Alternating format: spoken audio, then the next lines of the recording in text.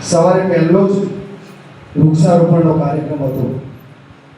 બીજો કાર્યક્રમ વ્યસન મુક્તિનો હતો અને એવા જ કાર્યક્રમો બે હતા. અને ત્રીજો અમારો 2 રાજકીય હતા અને આ 5મો ધાર્મિક કામ છે અને બીજા 2 સામાજિક કાર્યક્રમ જોવું છે.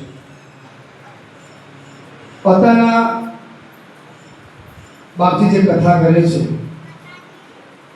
જ્યારે બાપજી અહીંયા આવ્યા ત્યારથી એમના પાછળનો એક રંગ લાગ્યો હતો. એટલે જ્યાં સુધી મને ચોકલેટ ના આપે ત્યાં સુધી અમને છોડતો જ નતો. લુગડા લઈને જાય મને યાદ છે બાપજી, તો એના પાછળ દોડવાનું, પણ બસ સ્ટેન્ડ સુધી દોડવું, પણ જ્યાં સુધી ખીચામાંથી ચોકલેટ આવે ત્યાં સુધી એમને છોડતો નતો.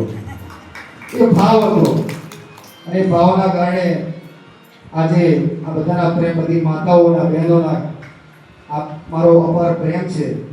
અને હંમેશા યાદ રાખવાનું કે બાપજી જે કરે છે એ અત્યારે જરૂર છે, જરૂર એ છે સનાતન ધર્મની રક્ષા.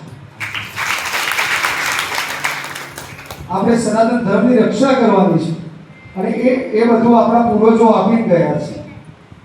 એની સાર સંભાળ આપણે રાખવાની છે.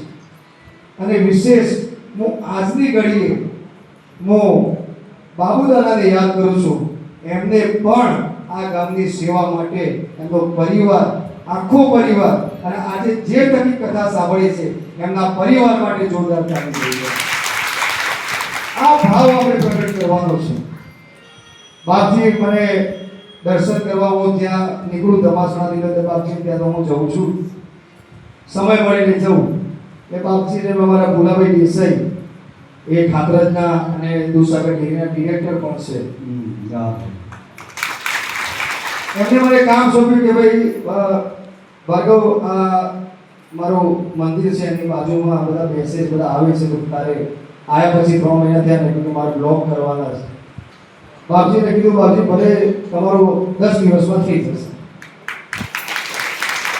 કે મા બાપ લેવા જરૂર નથી, કારણ કે હું ફરું છું આખા ખાખરે વિસ્તારમાં અને ત્યાં હું સહજ તમને કહું છું, જો બીજાના ત્યાં કામ થતા હોય તો આ તો મારા હનુમાનજીના કામ હતા.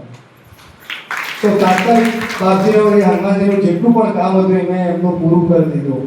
તો બાપજી હવે થોડું સેવની જરૂર છે. યાદ છે બાપજી, એ નેક્સ્ટ ટાઈમ આવશે તો એ પણ કામ તમારું પૂરું થઈ જશે. વિશેષ આપણે મને પ્રેમ આપી બોલાવ્યો છે.